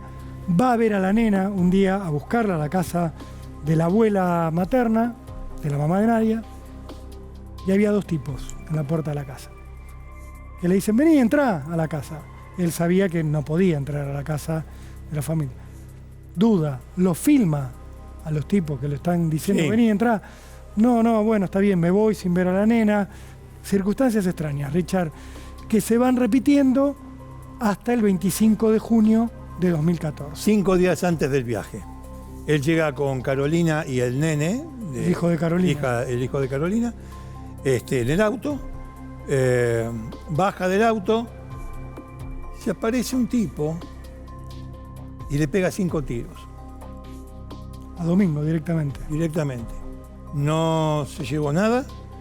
No amenazó a Carolina, la pareja, ni al nene. No, se acercó y a quemarropa le disparó 5 tiros y lo mató. Mientras vemos el dibujo que está haciendo ya Miguelito, lo que va a decir Carolina luego es, el tipo estaba encapuchado, tenía una capucha negra. Ahí está, sí. Se va en un auto, en un Volkswagen Golf, gris. Yo ya lo había visto, dice, alguna vez cerca de mi casa. Dando vueltas. Tomé la patente, dice Carolina, mientras me tiraba, después dispara y corro con el nene, lo tapo a mi hijo, me tiro abajo de una camioneta, el nene me pregunta, mamá, ¿qué pasó? ¿Está muerto? Domingo, ¿qué pasó? Ella con miedo que le disparen. El tipo no, el asesino le tira. No, tiró y se las picó. Se da vuelta, encapuchado, se sube al auto, escapa. Sí. Obviamente, el horror para Carolina, para su hijo de 4 años en ese momento, hace la denuncia, Carolina, le da la patente del auto a la policía sale a buscar el auto y lo va a terminar encontrando abandonado, el auto. Misterio, se empieza, noticia nacional. Bueno, mataron al padre Coraje. Al padre Coraje, este es el auto. Ahí está el Volkswagen Gol gris que Carolina había visto en el lugar del asesinato. Carolina permite que con su habilidad en ese momento terrible para ver la patente que ubique en el coche, la policía va a ir a buscar a la dueña del coche, a la titular, y la titular va a decir, lo vendí. Lo vendí. El auto lo vendí. ¿Cómo lo vendió, señora? Por internet. Nunca hice la transferencia, yo no lo tenía más al auto. Señor. Y bueno, ¿a quién se lo vendió? Tenemos una crónica del momento de... Dejamos la pregunta en suspenso. ¿A quién se lo vendió? Bueno, tenemos una crónica. Dale, vamos a la crónica. Estacionamos el auto y cuando bajamos directamente a quemarropa y lo interceptó con los 5 disparos y no le dio tiempo a nada. El próximo lunes 30 de junio iba a llegar el día soñado. Después de una larga batalla legal, Domingo Expósito Moreno, español, 32 años, iba a recuperar a su hijita de 6, a la que no veía desde hace meses. Anteanoche, cuando ultimaba los detalles del viaje, el hombre fue asesinado en un episodio rodeado de sospechas. Un encapuchado lo baleó en la puerta de la casa de su exmujer. O sea, ya es de público conocimiento y se está involucrando a la expareja. Lo cierto es que se están manejando varias hipótesis, ¿no? Hasta que no surjan datos fehacientes o prueba o indicios que nos lleven a determinar la participación de alguna persona en este hecho, lo cierto es que hasta ahora no hay personas detenidas. Expósito Moreno había denunciado amenazas relacionadas con el conflicto por la tenencia de su hija. La nena nació en España, pero su mamá, argentina, la trajo al país en 2010, al parecer sin permiso paterno, y se instaló en Comodoro Rivadavia. Desde entonces se inició el trámite judicial, que terminó hace unos días con la decisión del juez a favor del padre y una orden de restitución que no podrá cumplirse. Ahora, la familia de Domingo espera que le envíen el cuerpo a España y ya adelantaron que pedirán la tenencia de la nena. Bueno, ahí tenés 5 tiros a quemarropa, rápido. Lo que tarda un tipo en acercarse y en disparar 5 veces. Y bueno, a ver, esta chica, logró eso, tomar el número de patente. Y llegan hasta esta situación que vos contabas antes. Bueno, ¿de quién es? Acá tengo el nombre de a quién está, quién es el titular del dominio. No, una mujer. No, yo no lo tengo. Yo lo vendí por internet. Ya en ese entonces, ¿no? Ya sí. Empezamos con el tema de la venta por internet. Sí, vendí el auto. Vendí el auto. Los papeles, no hicimos la transferencia. No hicimos la transferencia. ¿A quién se lo vendió? A Solís. Sí, un señor que Solís. Solís. La policía, que ya sospechaba de la relación del crimen con el tema de la tenencia de África de la hijita, lo va a buscar a Solís. Va a buscar también un hermano, Solís, Sergio Solís, el novio de Nadia Kesen. Lo va a buscar a un hermano de Solís, a un amigo del hermano. En un primer momento les apunta a todos. Finalmente, la justicia avanza sobre este hombre, sobre Solís. Lo detienen. Lo detuvieron, sí. Acusándolo del asesinato de Domingo Expósito Moreno. Pero la justicia no se queda ahí, porque dice, no, si Solís lo mató a Domingo Expósito Moreno, sí, es porque Nadia... Claro, porque obvio, alguna relación con el crimen debería tener. De buenas a primera, no. Porque ya el tema era, no solo se va a llevar a mi hija, también me voy yo. Le decía Nadia a Solís, imaginaban los claro.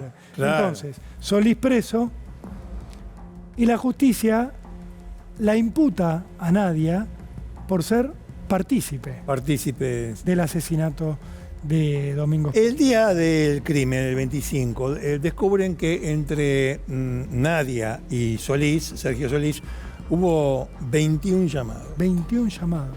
21 llamados entre ellos. Bueno, había indicios, estaba el auto, estaba evidentemente quien manejaba el auto era Solís, en consecuencia el paso lógico es del auto bajó Solís para matar a Domingo. Bueno, vamos a juicio. Vamos a juicio. 2016, los dos a juicio. Sí. Nadia Kesen y Sergio está cantado, Solís. Está. La justicia dice, bueno, evidentemente Sergio Solís es el autor del crimen. Autor material, si van a leer ustedes en la sentencia. El autor material, el que materialmente, el que pone las manos en el hecho, la masa, las manos ahí, el autor material, que realiza la acción. Dale. Llega la familia de Domingo a presenciar el juicio. Yo me olvido porque en la facultad te dicen, le enseñan eso a los pibes. Sí. La materialidad significa eso. Bueno, dale. La mamá de Domingo en el juicio, el fiscal dice, bueno, pero Nadia fue partícipe de esto. Obvio. Nadia, fíjense, estuvo buscando en internet ácido que disuelve carne y huesos. Habló con una amiga que declara en el juicio, que le dijo, yo no me voy a ir a España, ni loca me voy a España. Si me tengo que ir o quieren que me vaya, voy a aplicar el plan B. Vamos con el plan B. Aparece alguien que dice, no, estaban ofreciendo plata para que alguien se ocupara de Domingo. El fiscal dice, la tienen que condenar a Nadia. Y lo condenan a los dos. Condenan a Solís a perpetua y a Nadia, Richard, le dan 7 años. 7 años como partícipe, pero secundaria. No necesaria. No, necesaria no. Secundaria. Qué extraño, ¿no? Sí. Qué buena la justicia. Escúchame, la realidad está hecha de palabras. ¿Y qué otro instrumento que no sea una sentencia judicial tiene más palabras? Nada. Ustedes pueden construir un mundo.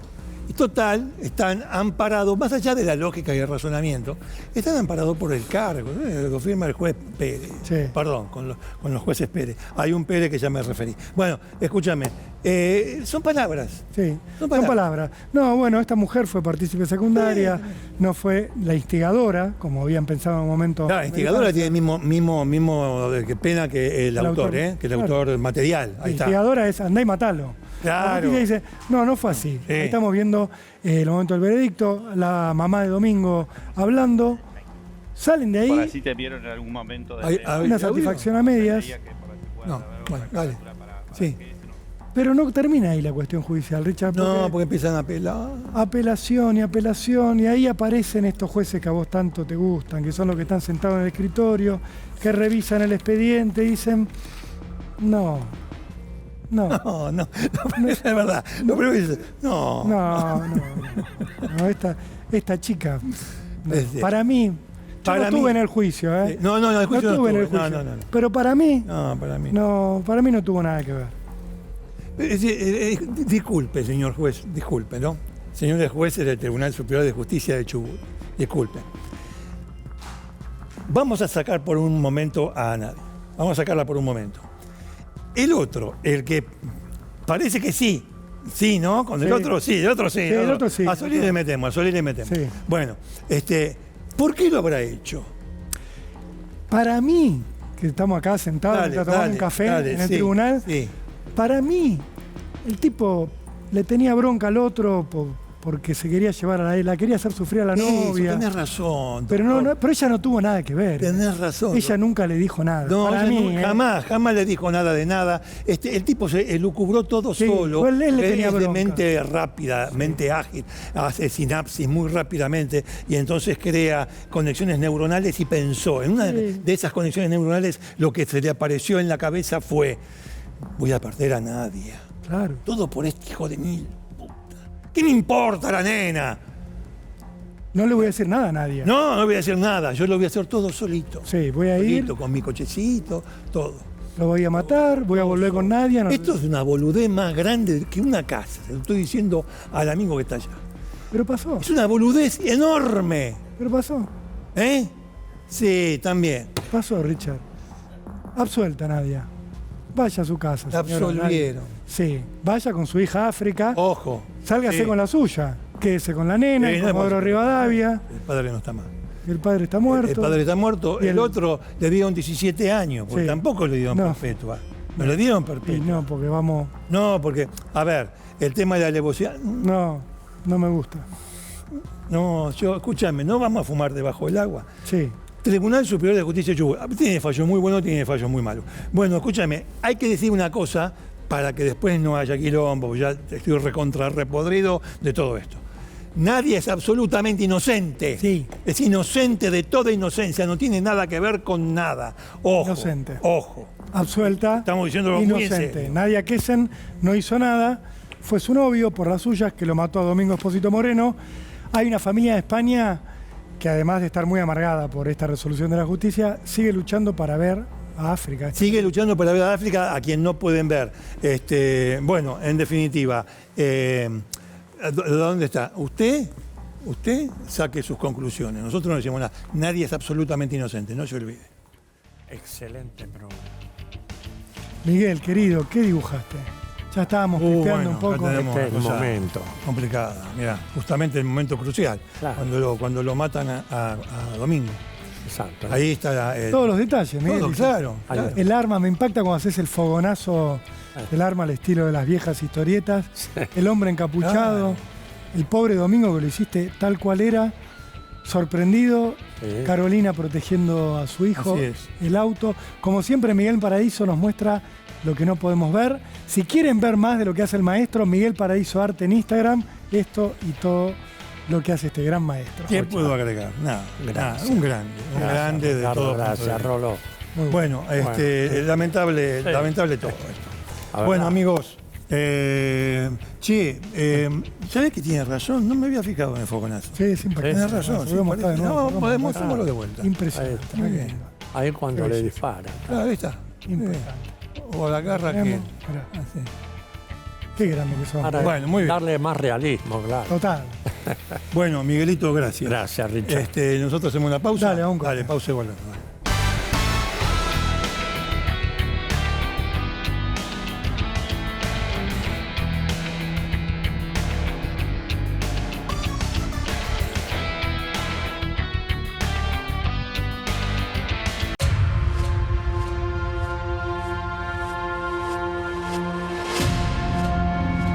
Bueno, esa es la pregunta que se está formulando en este momento en la investigación con relación al crimen de Sofía Delgado, de apenas 20 años. Esta joven que estamos viendo detrás nuestro, una joven que vivía en la localidad de San Lorenzo.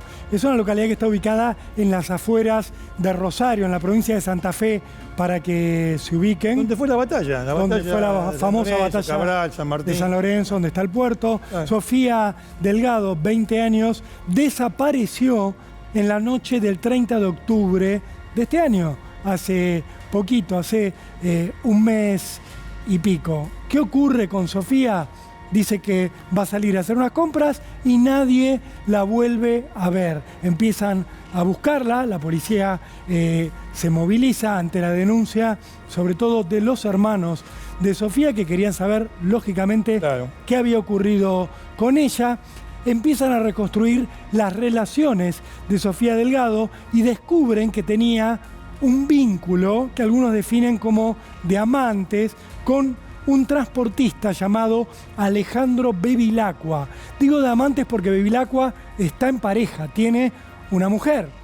Sofía aparentemente tenía un vínculo amoroso con Bevilacqua, ella era soltera, no tenía que darle explicaciones a nadie, en todo caso Alejandro Bevilacqua debería hacerlo. Mientras Sofía seguía desaparecida y ya estaba movilizada toda la policía santafesina, la policía decide detener a Alejandro Bevilacqua porque llegan a la conclusión de que esa noche, la del 30 de octubre, este hombre la había pasado a buscar por la casa y se la había llevado. ¿A dónde? Entienden los investigadores que se la había llevado al taller mecánico de un amigo de Bevilacqua, de un hombre llamado Eduardo Mordini, alias Pata, un hombre propietario de un taller. Lo arrestan también a Mordini. Muy amigo. Muy amigo. Y luego detienen a la pareja de Bevilacqua, detienen a otra mujer vinculada con Bevilacqua, detienen a un empleado de Mordini, del dueño del taller, un hombre que era el encargado de todas las tareas pesadas en el taller mecánico. y del cual la policía empieza a sospechar que habría actuado como ejecutor de una situación que había terminado con Sofía de la peor manera. Detienen a estas 5 personas, les allanan los domicilios, encuentran ropa manchada, encuentran juguetes sexuales que empiezan a hacer pensar a los investigadores que podía haber habido algún tipo de abuso contra Sofía, que la podían haber sometido a las mal llamadas fiestas sexuales. Y finalmente hay una confesión. Vayan y busquen el cuerpo al lado de una ruta. Uno de los detenidos da el lugar exacto, cerca de la localidad de Ricardone. La policía va a ese lugar y encuentra finalmente, 16 días después de la desaparición de Sofía, una bolsa negra, dentro de la cual, cuando la abren, se encuentran con un aislante térmico, lo abren y encuentran el cuerpo de Sofía, atado de pies y manos. La habían asesinado, la habían envuelto en este aislante, en esta bolsa, y la habían trasladado hasta un camino rural para abandonar el cuerpo. Obviamente de inmediato la investigación se transforma en una investigación por asesinato, y la gran pregunta, Richard, empezaba a ser no solo el cómo la habían matado a Sofía, sino también por qué. ¿Por qué? El cómo empezó a quedar claro. Bevilacqua la pasa a buscar, la lleva al taller de su amigo Mordini, allí la asesinan, llaman al empleado de Mordini, los ayuda este empleado a acondicionar el cuerpo para descartarlo y luego esconden una serie de elementos que los comprometían en las casas de las 2 mujeres que terminan presas, que incluso en algún momento los escondieron a los acusados. La pregunta era, bueno, ¿por qué la matan a Sofía Delgado? Les revisan los teléfonos celulares a Bevilacqua y a su amigo Mordini y se encuentran con mensajes que se habían intercambiado donde decían, entre otras cosas, y disculpen la expresión, vamos a hacer mierda a Sofía. Total, nadie la va a buscar, total, no tiene mamá, dice en algún momento. No tiene familia, una Sofía desconsideración absoluta. Tiene madre, tenía un problema personal con la madre, Una desconsideración. pero la madre existe, la familia existe. ¿Y a qué conclusión llega el fiscal del caso? Que a Sofía la mataron para darle, de alguna manera, un cierre a un pacto siniestro, un pacto de sangre entre estos 2 amigos. Fortalecer la amistad entre el mecánico y este Bevilacqua, entre Mordini y Bevilacqua, para fortalecer la amistad entre ellos. Es decir, lo que uno puede suponer es imbuidos de ideas escabrosas. Bueno, el asunto era que se consolidaba esa amistad de la cual evidentemente sacarían provecho los dos, y cuando digo de provecho hablo de una cuestión económica, matando a una mujer. Y fue esta chica porque según ellos, perdón por la expresión, pero lo dicen ellos, no era nadie. Por eso la eligen, y además, amparados en la confianza que Sofía le tenía a Bevilacqua, deciden este crimen ritual, como parte de un pacto de sangre. El fiscal dice, acá hay una mezcla de ira contra la mujer y de placer en provocarle daño a una persona, en particular a una mujer. Por eso es que las 5 personas están procesadas, 3 de ellos como autores materiales, Bevilacqua, Mordini y el empleado de Mordini, Brian Bauman, como coautores del asesinato. Las mujeres están como encubridoras. Ya mismo vamos a hablar, Richard, con los abogados de la familia de Sofía y con los hermanos de Sofía que están luchando para que haya justicia. Doctores, muy buenas tardes. A los hermanos de Sofía también les decimos muy buenas tardes. Gracias por este contacto con Cámara del Crimen. Los saludamos Ricardo Canaletti y Rolando Barbano. ¿Cómo están? Hola, buenas tardes. Buenas tardes. Lo primero que queríamos que nos expliquen es en qué estado está hoy la causa en cuanto a esclarecer, a probar cuál fue el móvil del asesinato de Sofía, que por supuesto nos espanta, nos horroriza, pero que tiene este componente del disfrute que a uno le cuesta aceptar. ¿Qué es lo que se sabe sobre el motivo del asesinato de Sofía? Bueno, el estado de la causa, nosotros realizamos la audiencia imputativa a todos los involucrados. Como bien decían ustedes, tenemos 3 autores imputados de autores materiales del homicidio calificado de Sofía, con 2 mujeres encubridoras que tenían relación con uno de los imputados, que es el señor Bevilacqua. Las 2 mujeres quedaron en libertad, pero con algunas restricciones que tienen que cumplir, y por el plazo de 180 días, con una prisión preventiva, los 3 imputados, ¿no? Y sospechados de haber participado del crimen. Claro. En cuanto al móvil, en realidad tenemos ya cautelada por parte del doctor Ortigosa una serie de pruebas que son contundentes, ¿no? Que se derivan de la investigación y de la obtención de datos de comunicaciones entre Bevilacqua y Mordini en cuanto a este intercambio de mensajes, un tiempo atrás, digamos, de ocurrido el hecho, donde estaban premeditando este asesinato, ¿no? Doctor Filippini, ¿y de qué hablan? ¿Por qué la quieren matar a Sofía?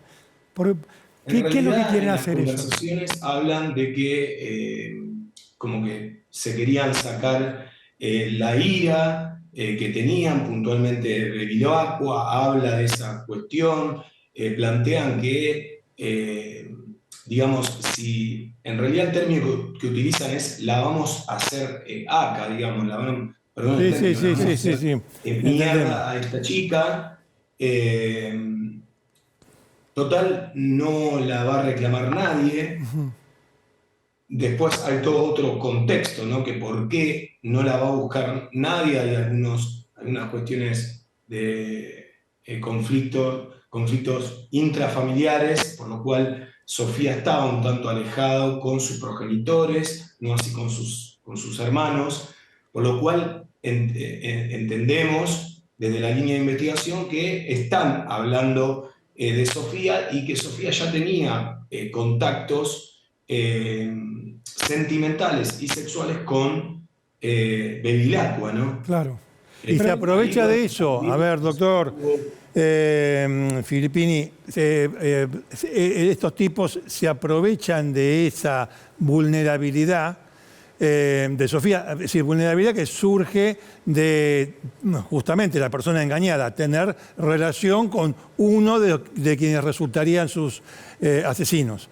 Entonces, se aprovechan de esa vulnerabilidad, pero no me quedó claro, venía desde hace tiempo el asunto entre los sospechosos, venía desde hace tiempo el tema de matarla. Ahora, para cambiar de vida, ¿cómo es eso? ¿Para qué? ¿Para rejuvenecer? ¿Para qué cosa? No, en los mensajes no está bien determinado a qué se refiere con esa cuestión. Convengamos que también tenemos toda una trazabilidad de consumos problemáticos reconocidos por ambos, por los abogados defensores de ambos imputados, tanto Mordini como Bevilacqua. Claro. Y además, otro detalle que surge de la investigación fue que estos imputados, puntualmente Bevilacqua y Mordini, hicieron conexiones con páginas donde se buscaba a personas amordazadas, desnudas, o sea, buscaron esta forma de ver cómo le daban muerte a Sofi, y prácticamente ejecutaron el crimen de la misma manera de estas páginas que pudieron... ¿Páginas pornográficas? Correcto. O sea, doctora, hay como una suerte de excitación sexual alrededor de el matar a una mujer. Esto es un poco lo que se está planteando, y obviamente la eligieron a Sofía como víctima.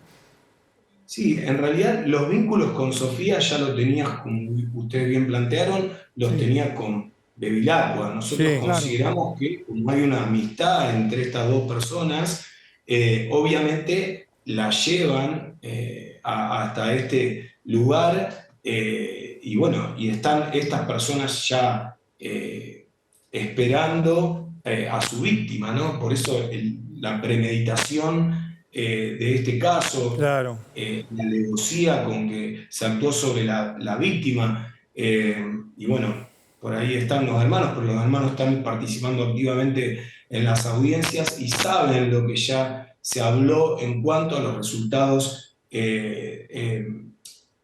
provisorios de autopsia. A Sofi la tenemos con amordazamiento tanto en sus piernas como en sus manos y con también amordazamiento bucal, con un tapón bucal, al margen de que la habían incorporado en un saco y este saco lo habían protegido con este material. Doctor, ¿murió por asfixia? ¿Cómo? ¿Murió por asfixia? Aparentemente el primer resultado, hay un resultado de asfixia mecánica. Inclusive también el imputado Baumann toma la palabra para prestar declaración y menciona que, digamos, Mordini lo convoca hasta este taller mecánico que era de su propiedad. Ahí estuvieron algunos días y Baumann empieza a sentir un olor nauseabundo, un olor puntualmente a podrido.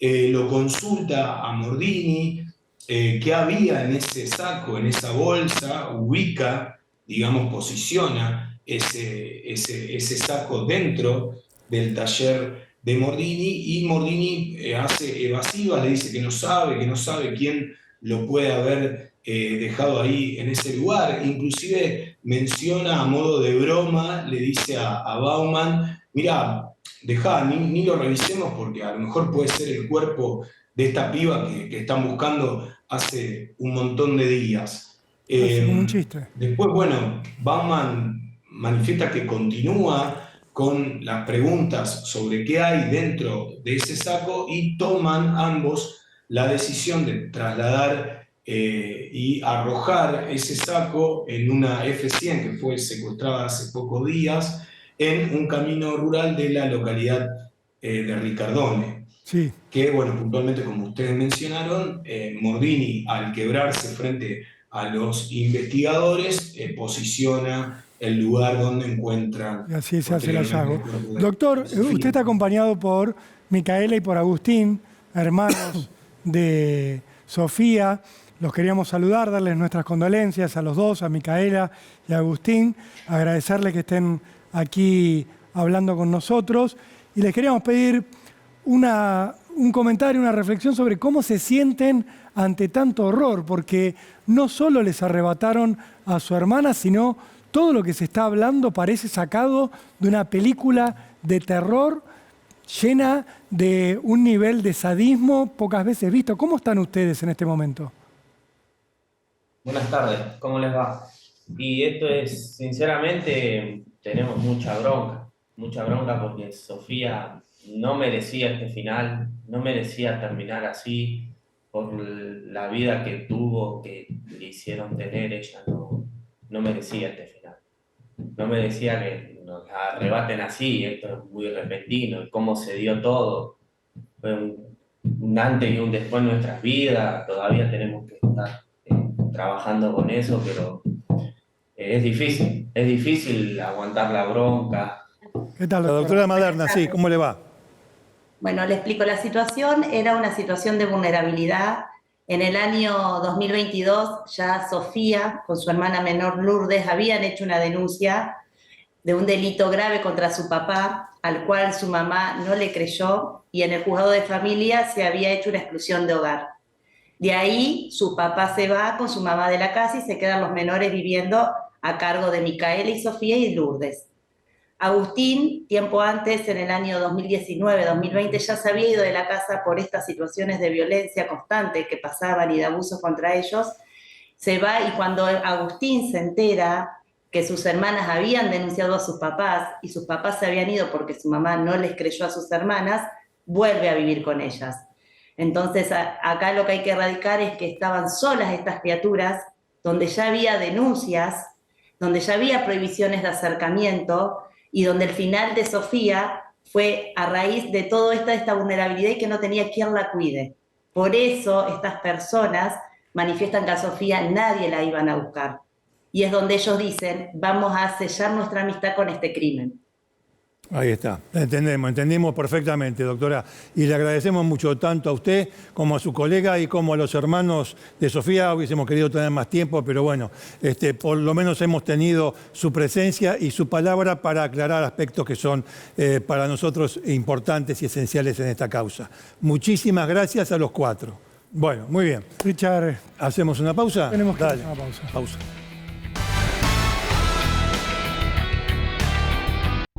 Bueno, amigos, nos tenemos que ir. Sí. Terminó Cámara de Crimen, de esta edición de Cámara de Crimen. Saludos a la familia de Palma, como siempre, por los libros. A la editorial Hammurabi, los mejores libros de Derecho.